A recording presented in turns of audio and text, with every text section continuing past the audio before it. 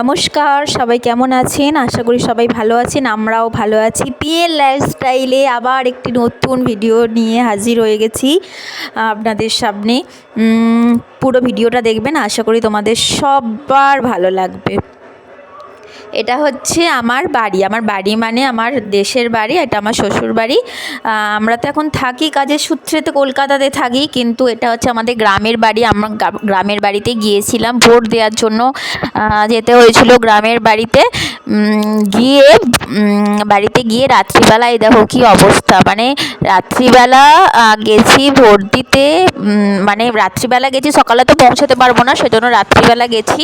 আর আমরা জানি সকালবেলা ভোট দেবো, রাত্রিবেলা ঘুমোতে পারিনি আমি, না মাঝরাতে ঘুম থেকে উঠে পড়েছি। ঘুম থেকে উঠে আর এত মশা কামড়াচ্ছে, মশা তাড়াচ্ছিলাম বসে আমি মশা তাড়াচ্ছিলাম। এত মশা কামড়াচ্ছে, মশার জ্বালায় ঘুমোতে পারছি না। আমার বর আর আমার ছেলে ঘুমাচ্ছিল, ওদের দুজনকে মশা কামড়াচ্ছে, আমাকেও মশা কামড়াচ্ছিল। আমি মশা কামড়ানো চোটে উঠে পড়েছি। উঠে এবার ওরাও ঘুমোতে পারছে না, কষ্ট হচ্ছে, ছেলেটা ছটফট করছে, ঘুমোতে পারছে না, মশা কামড়াচ্ছে। আমি কী করছিলাম, ওই মশা মারছিলাম আর মশা তাড়াচ্ছিলাম সারা রাত জেগে, জানো, মানে মাঝরাতে ঘুম থেকে উঠে পড়েছি।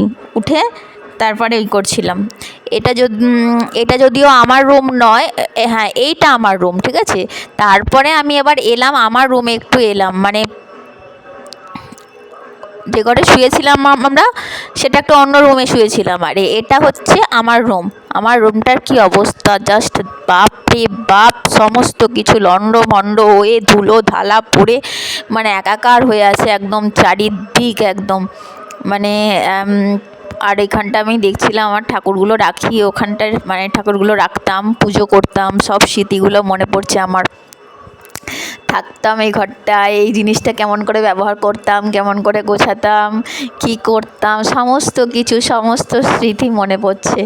জাস্ট দেখছি আর স্মৃতিগুলো মনে পড়ছে, আর আমি একটুখানি ভিডিও করছিলাম যাতে করে ক্যামেরা বন্দি করে রাখতে পারি এই স্মৃতিটুকু। এইটা হচ্ছে আমার ঠাকুর, এখানে ঠাকুর রাখতাম, এখানে আমি পুজো করতাম। আমার ভবতারিণী মাকে এখানে আমি পুজো করতাম। ওইটুকুনি একটা ছোট্ট ঘরের মধ্যে ওইটুকুনি জায়গায় একটু ঠাকুর রাখতাম আর আমরা একটুখানি থাকতাম। এই করেই কেটেছে অনেকগুলো বছর, অনেক কষ্টে। এই যে দেখো, মানে যাতা হয়ে আছে একদম আমার রুমটা পুরো একদম। তারপরে একটু ছাদে গেলাম, ছাদে উঠে তোমাদেরকে একটা জিনিস দেখাচ্ছি। দেখো ওই যে গাছটা, একটা গাছ দেখাচ্ছি, দেখো ওই দেখো ওইদিকে একটা তোমাদেরকে দাঁড়াও ভালো করে দেখাচ্ছি, বোঝা যাচ্ছে না, ভালো বোঝা যাচ্ছে না, এটা মানে ক্যামেরা করেছি তো, ওই ক্যামেরা করে বোঝা যাচ্ছে না। একটা জবা গাছ, চন্দন কালারের জবা গাছ। এবার বুঝতে পারছো কি, দেখো চন্দন কালারের জবা গাছ, এই গাছটা না আমি বসিয়েছিলাম, জানো তো, একটা ডাল নিয়ে এসে বসিয়েছিলাম আমি।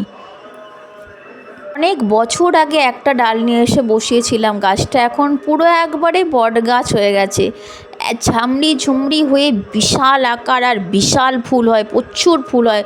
অনেক মানুষ নিয়ে যায়, তুলে নিয়ে যায়, ঠাকুরকে দেয়। অনেক বিশাল আকার হয়ে আমার গাছটা, মানে দেখলেই আমার গাছটাকে মন ভরে যায় আমার। শুধু চন্দন কালারের গাছটা যেন মনে হয় স্বয়ং মা বিরাজ করে ওই গাছে।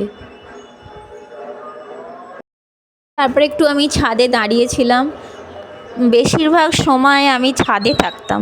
ছাদটা আমার খুব প্রিয় জায়গা ছিল, যার জন্য ছাদে থাকতাম, আমার খুব ভালো লাগতো। সত্যি গো, অনেক স্মৃতি জড়িয়ে আছে এই ঘরে।